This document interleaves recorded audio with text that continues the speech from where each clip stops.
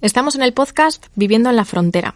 Soy Estíbaliz, enfermera en la Unidad de Cuidados Paliativos del Hospital San Juan de Dios de Santurtzi. Y hoy vamos a hablar sobre cómo sostener la mirada mientras la vida se apaga y de cómo el silencio a veces dice mucho más que las palabras. Viviendo en la Frontera, un podcast para visibilizar los cuidados paliativos del Hospital San Juan de Dios de Santurtzi.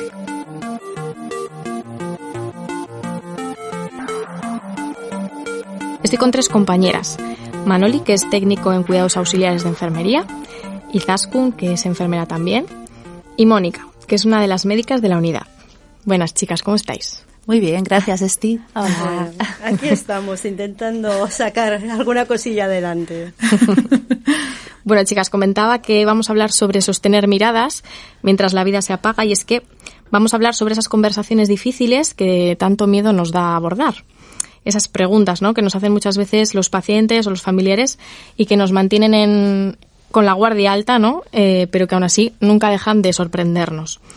Hablamos de dar malas noticias, de decirle a alguien que se muere, de responder a preguntas como ¿me voy a curar? Y sobre todo de decir la verdad. Y me parece interesante comenzar lanzándoos una pregunta.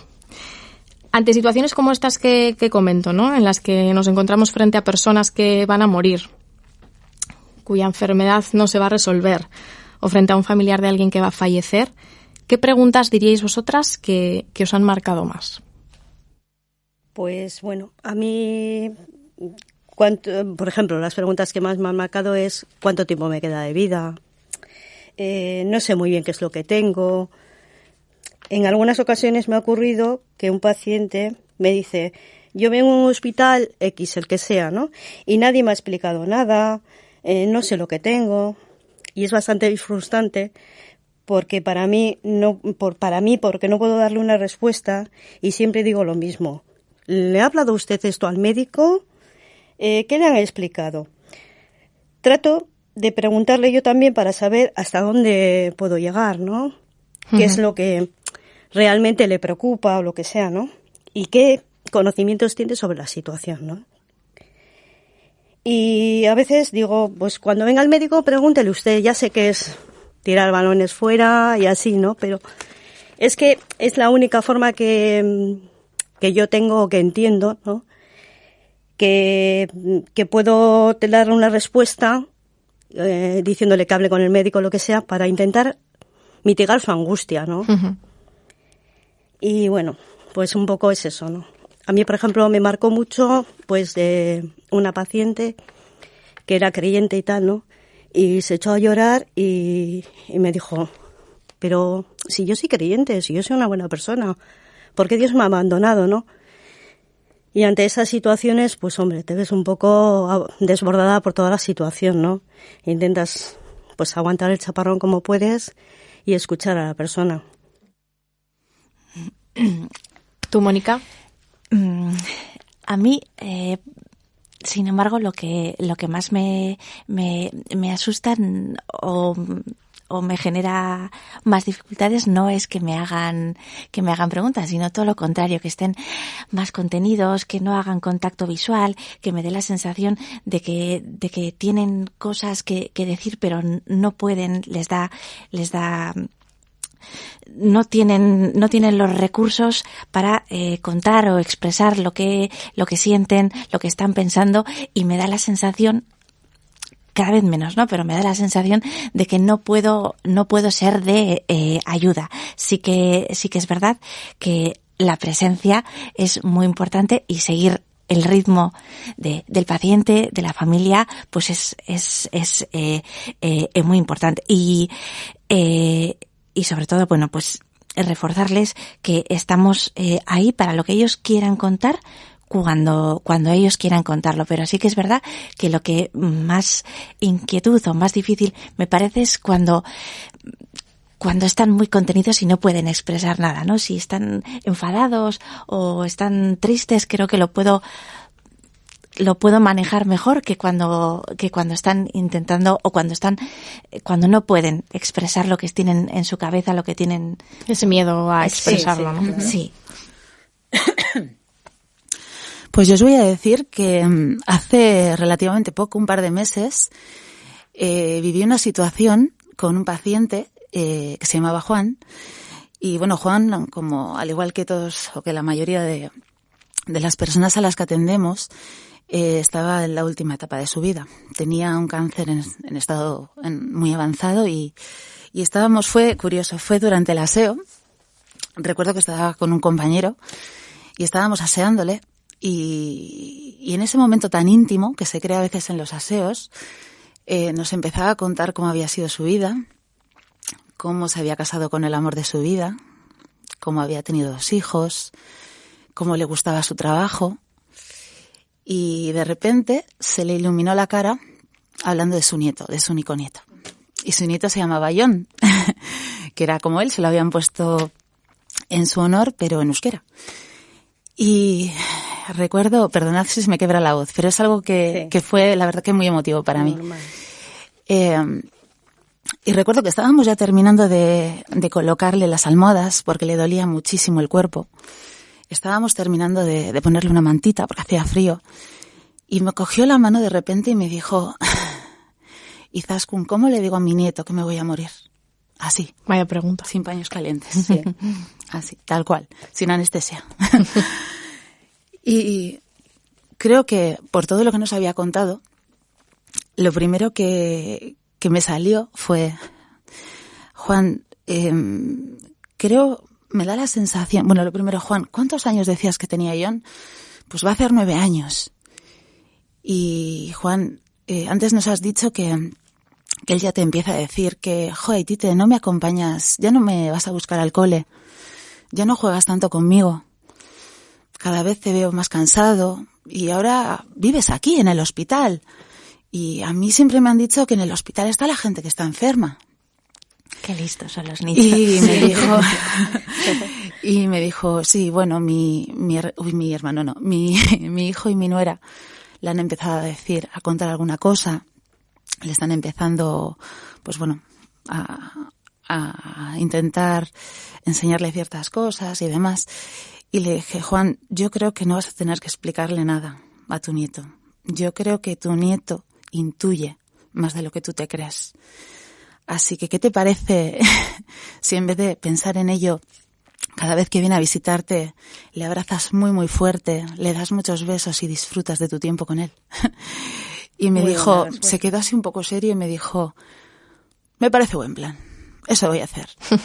Y lo mejor de todo fue cuando me dice, y ahora vete, que te estoy entreteniendo mucho y seguro que tienes mucho que hacer. Sí, parece, o sea, es muy difícil, es muy complicado abordar esas situaciones que no las tienes planeadas, o sea, no sabes lo que tienes que decir. Sin embargo, te sale, pues lo primero que te sale y fíjate, yo creo que fue acertadísimo. Intentando no meter la pata. Sí. Bueno, nunca queremos meter la pata, ¿no? Pero al final es que no tenemos un guión que nos diga lo que tenemos que decir, ¿no? Pues antes hablábamos también, comentaba Mónica, ¿no? Ese miedo a expresar. ¿Cómo abordáis vosotras el miedo, no? ¿Qué conversaciones o cómo enfrentáis más bien esas conversaciones con los pacientes para abordar el miedo? Pues yo, que soy muy calladita, lo que hago es escucha activa. Estoy aquí y ahora con el paciente, con la familia y sobre todo empatía, ¿no? Me pongo en su lugar y veo las cosas desde su lugar, con sus ojos, con sus zapatos, ¿no? Me pongo sus zapatos y hago. Nos gusta mucho hablar, ¿no? Del espacio seguro de sufrimiento. Y es que no podemos, hay una parte de sufrimiento que no podemos evitar. Hay una parte podemos quitar dolor, podemos quitar náuseas, vómitos, pero hay una parte de ese sufrimiento que es el que conlleva la pérdida del familiar o es el que conlleva la propia muerte, que no podemos evitar, pero lo que sí podemos evitar es un sufrimiento añadido a sentirse solo, sentirse abandonado. Entonces, bueno, pues me parece fundamental, pues lo que os comentaba antes, la presencia. Estamos aquí para hablar de lo que tú quieras cuando tú quieras y estamos aquí para escuchar todo lo que tengas que decir, o estamos aquí para acompañarte en silencio. Por si no tienes nada que decir o no quieres compartirlo. Así es. Claro. Sí.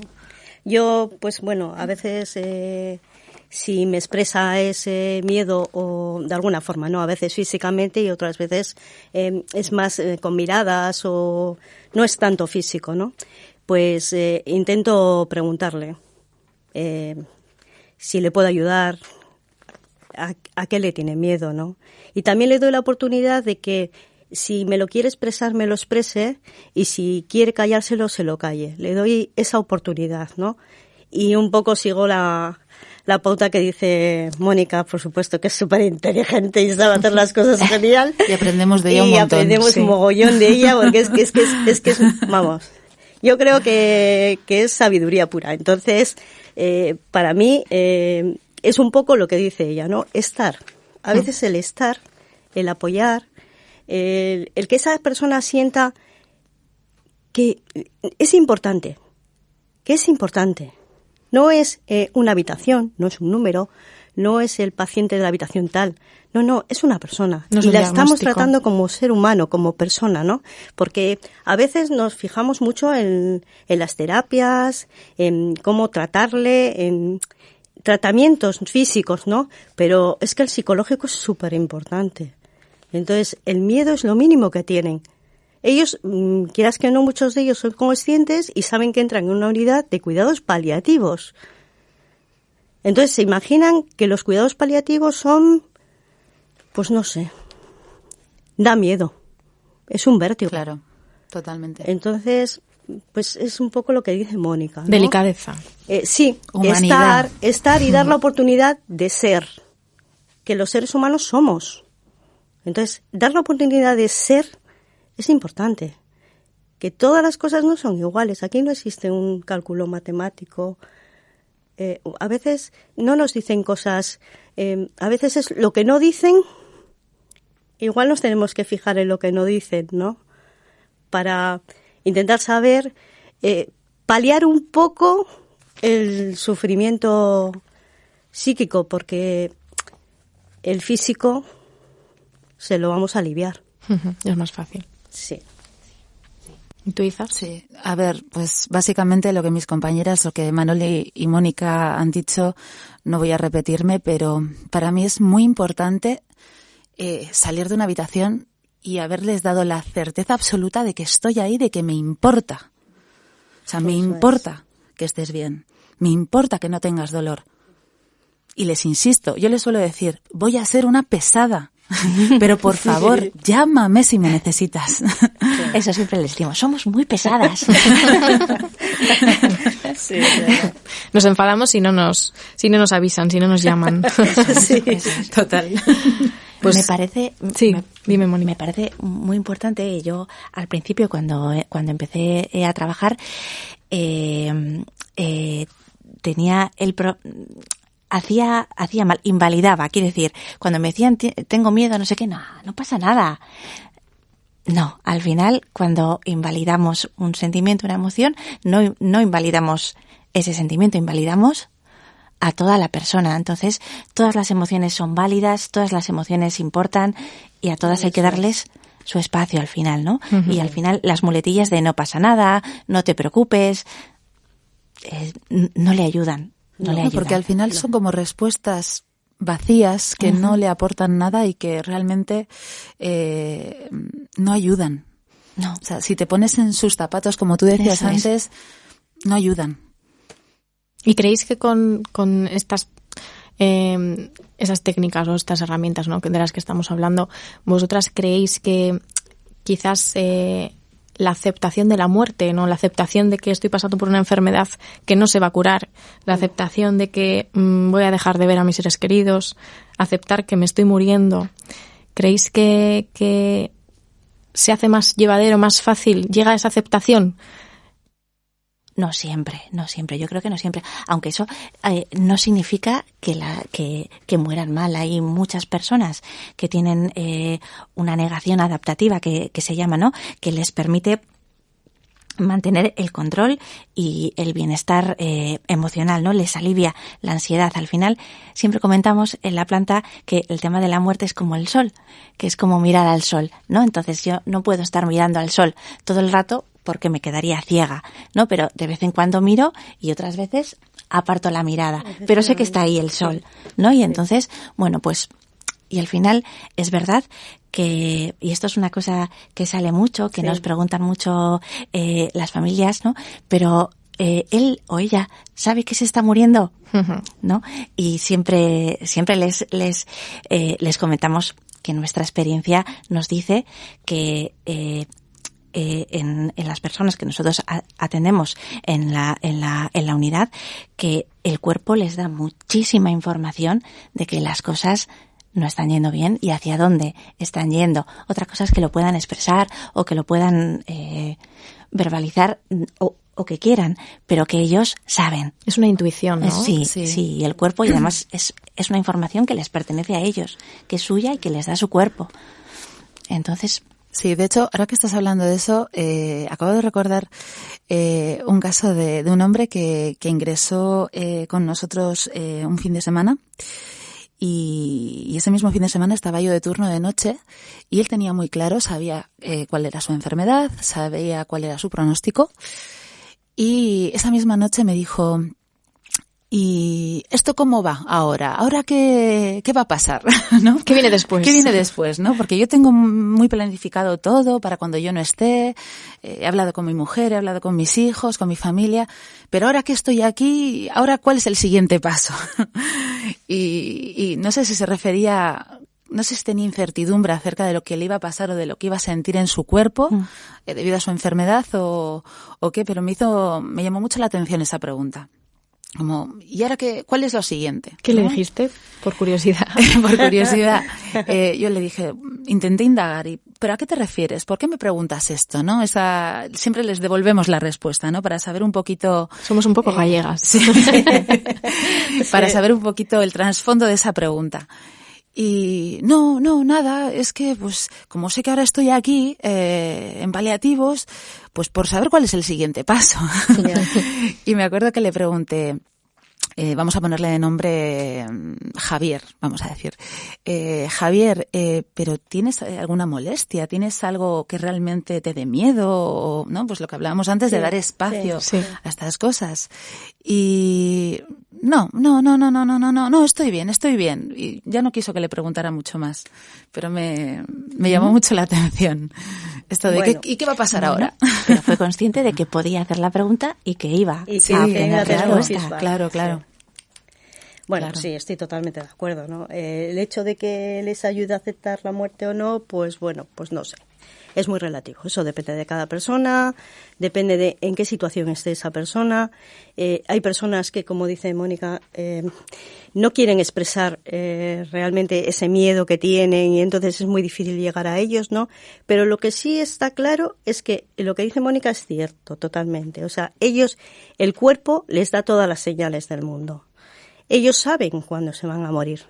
Incluso personas que han estado en negación, cuando llega el momento en que ellos saben que ya están terminando, ellos ya llegan a ese punto y te lo verbalizan. Te dicen, yo ya sé que me voy a morir. Y igual hasta el día antes habían estado negándolo, pero su cuerpo ya les manda muchas señales, ¿eh? Y la verdad es que es difícil la aceptación de la muerte y la aceptación es difícil la aceptación de la propia muerte y también la de algún ser querido. Es que es difícil la aceptación de la muerte. Sí, yo creo que muchos lo asumen, pero asumir no es lo mismo que aceptar. No. Yo he visto pacientes llorar amargamente cuando su familia se iba y se iban a descansar. He conocido un paciente que hasta el último momento nos suplicaba que lucháramos por él. Y he visto pacientes muy contenidos. Mucho. Entonces es complicado. La aceptación de la muerte personal es complicada. ¿Os puedo hacer una pregunta personal? Sí, claro. ¿Y vosotras tenéis aceptado que en algún momento va a llegar vuestra muerte? Silencio. Silencio sepulcral. Que también nos vale. Como dice Mónica, ¡hoy! Hombre, pues desde el punto de vista cognitivo, sí. Ahora, emocional, en el corazón, yo soy consciente de que mi aita y mi ama se van a ir. Soy consciente, ¿no? Pero una cosa es conocer el camino y otra recorrerlo. No tiene nada que ver. Entonces, yo sé que van a pasar cosas, pero no sé cómo voy a estar en ese momento. No sé si cuando reciba un diagnóstico grave, ¿cómo voy a reaccionar? Uh-huh.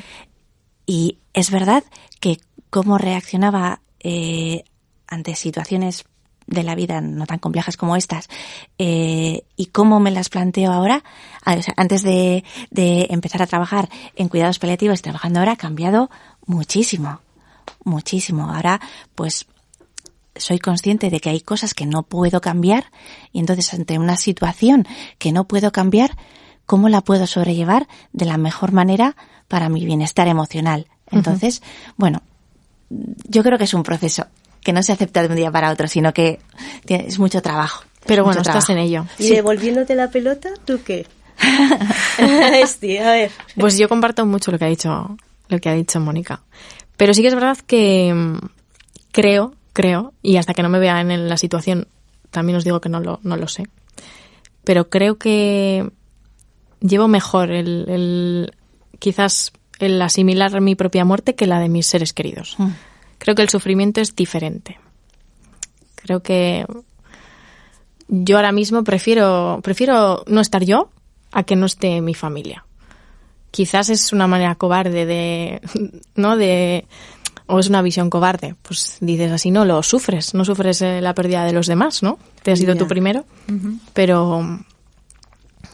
Pero sí, lo veo un poco así. Yo tengo asimilada mi muerte. ¿Tú sí, Manoli? Sí, totalmente. Sí. Y además, pues por circunstancias que me han pasado este año pasado, he tenido que barajar posibilidades, ¿no? Uh-huh. Y bueno, pues lo que más me costaría es despedirme, claro, de los míos, evidentemente. Y bueno, pues creo que me iría tranquila. Eso es muy importante. Me iría tranquila. Y como yo creo en las energías y en todas estas cosas, creo que voy a reunirme con los míos. Entonces, bueno. ¿Lo ves diferente? Sí, lo veo diferente. Que no quiero decir, ojo, que yo quiero vivir, ¿eh? Claro. Entendámonos, quiero vivir. Sí, yo quiero vivir, hombre, claro que sí. Y quiero disfrutar de la vida. Lo que pasa es que desde hace ya unos cuantos años, cuando empezamos a perder ya a nuestros seres queridos importantes, ¿no? Y nos llegó muy, muy, muy, muy adentro y hemos tenido duelos muy complicados, pues ves la muerte de otra manera. Pero no por el hecho de trabajar en cuidados paliativos, ¿no? Sino por haber estado al otro lado de la cama. Es que esto es importante, ¿eh? O sea, nosotros vemos desde este lado de la cama, intentamos ayudarlos a ellos todo lo que podamos y tal. Pero cuando tú has estado en el otro lado de la cama, ¿sabes cómo intentas hacer las cosas muchísimo mejor. Porque ya has estado en ese lado. Entonces, ves con otra perspectiva las cosas, creo que disfrutas más de la vida, de los pequeños momentos. Bueno, esa es mi versión de las cosas. Para mí es complicado.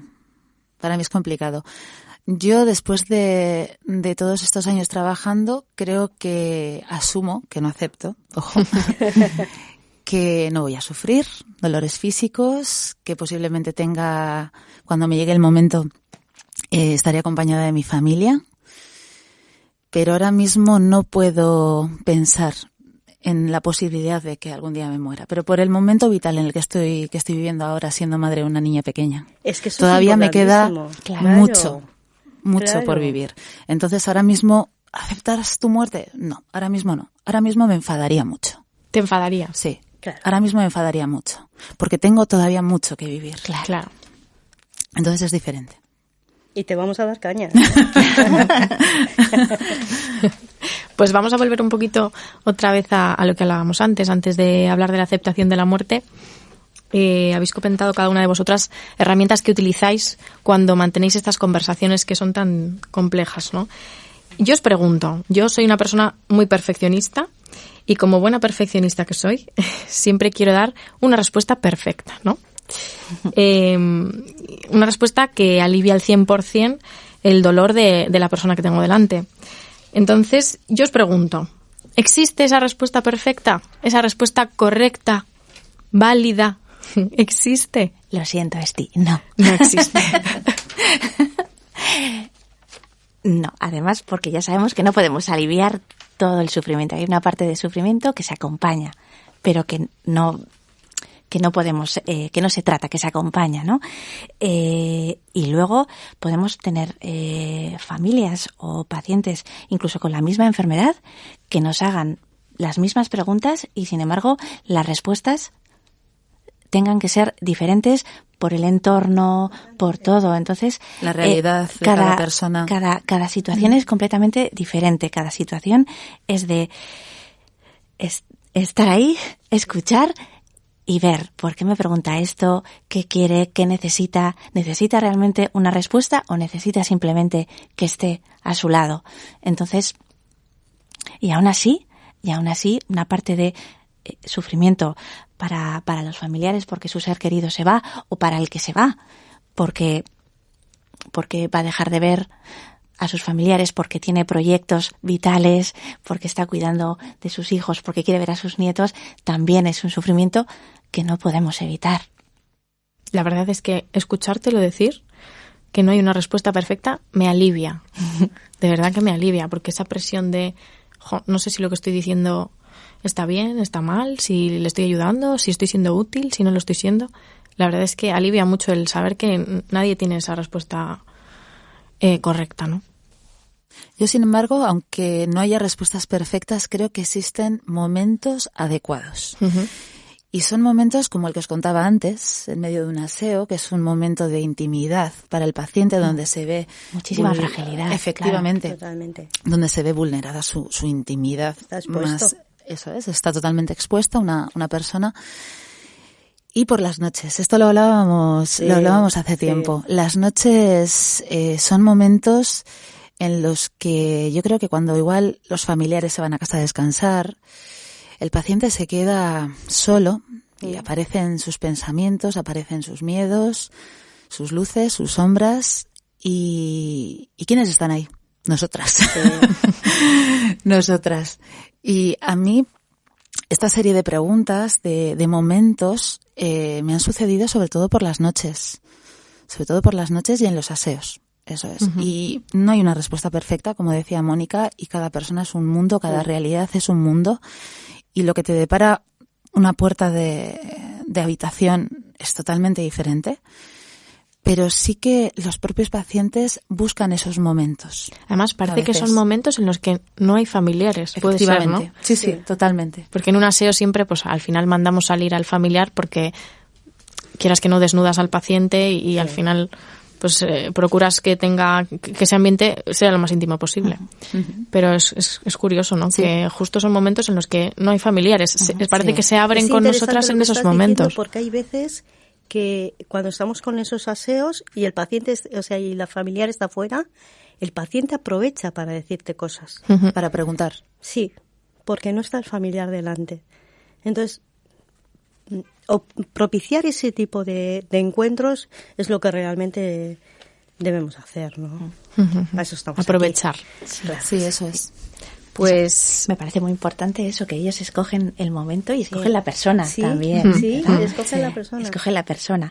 Entonces, me parece muy importante también decir que nosotros no iniciamos estas conversaciones. Nosotros nos ponemos a tiro. Por si quieren. Pero no, estas conversaciones se inician cuando parten, pues, en este caso, del paciente, ¿no? Uh-huh. Pero si no, estamos aquí, ¿quieres algo? ¿Necesitas algo? Pero si él no inicia, él no da el paso, nosotros no invadimos. Estamos presentes, lo que decíamos antes, ¿no? Y a partir de ahí él decide. Eso efectivamente.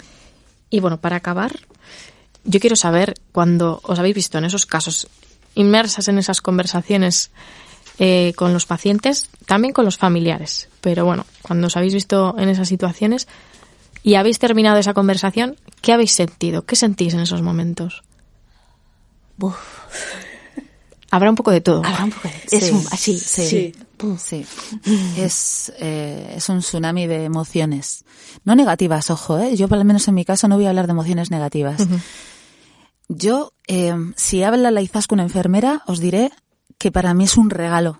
Es un regalo esos momentos con los pacientes, esa conversación, porque me la llevo en el corazón para toda la vida. Juan ya no está con nosotros, pero siento que una parte de él, siento que él me dio ese pequeño regalo ese día. Y es muy gratificante y es maravilloso. Pero para la Izaskun que se esconde, no, detrás del uniforme, es agotador, es psicológicamente una avalancha.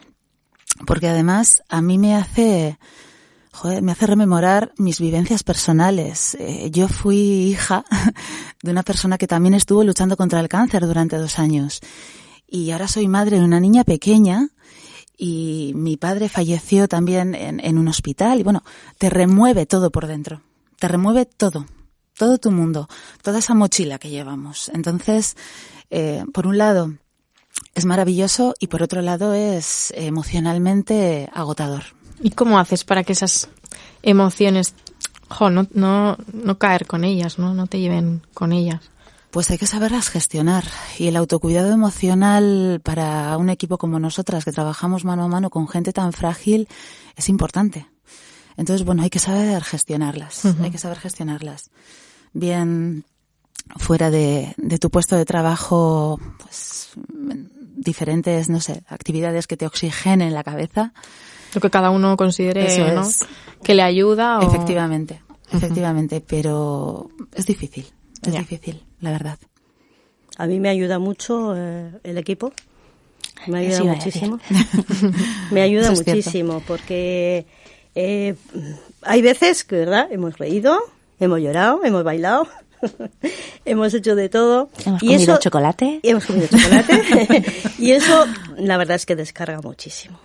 Porque a veces el reír, muchas veces venimos de una habitación que a mí me desarma, Estoy ahí al pie del cañón y parece que, uy, Manoli, qué dura es y cómo está controlando la situación. Y luego cuando salgo, me pega el bajón, me tiemblan las piernas, o sea, empatizas, claro, con esa persona totalmente, ¿no? Y entonces toda esa energía que te está mandando, que está descargando esa persona, la estás absorbiendo tú. Sí. ¿Y cómo la eliminas luego? Pues bueno, con pequeños detalles, ¿no?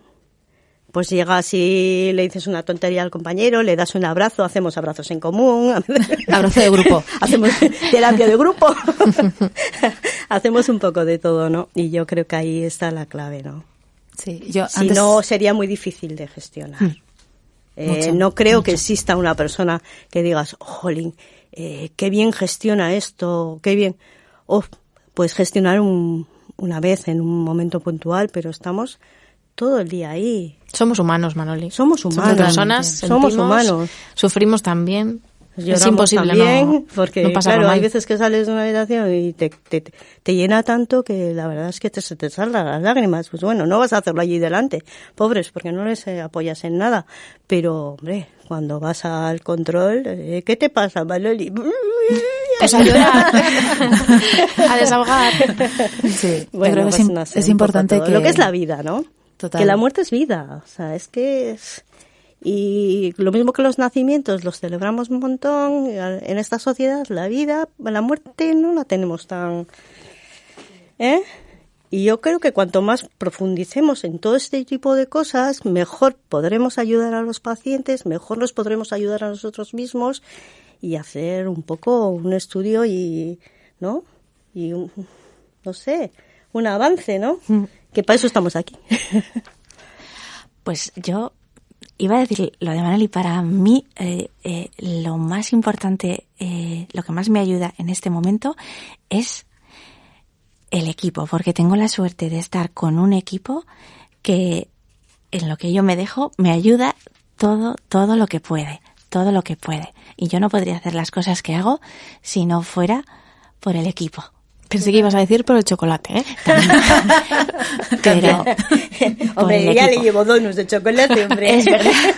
Es verdad que fuera de la unidad, pues todavía tengo que trabajar muchas cosas, pero si no fuera por el equipo que me sostiene la mirada cuando estoy enfadada, que no podría hacerlo.